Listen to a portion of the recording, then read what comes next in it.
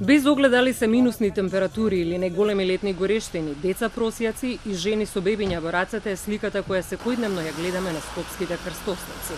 Надлежните институции, Министерството за труд и социјална политика и Министерството за внатрешни работи, кои се клучни за решавање на проблемот, си ја префрлаат топката.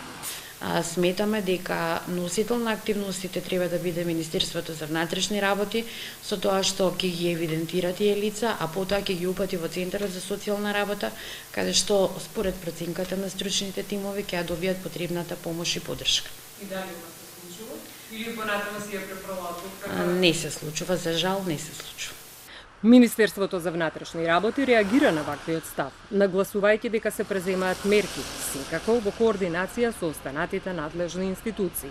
Можам да кажам дека минатата година во секторот за внатрешни работи Скопје евидентирани се десетина кривични дела по член 201 став 2 од Кривичниот законник на Република Македонија, односно родител, посвоител, старател или друго лице кое пресилува малолетно лице на работа, која не одговара на неговата возраст и физичка сила или од користолюбие го наведува на питање или вршење други действија што се штетни за неговиот развиток.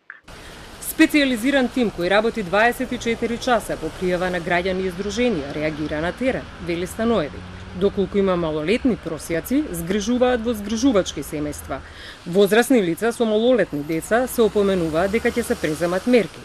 Во меѓувреме е нелогично да го казнувате семејството, а да немате што да му понудите како решение на проблемот, вели Станоевиќ.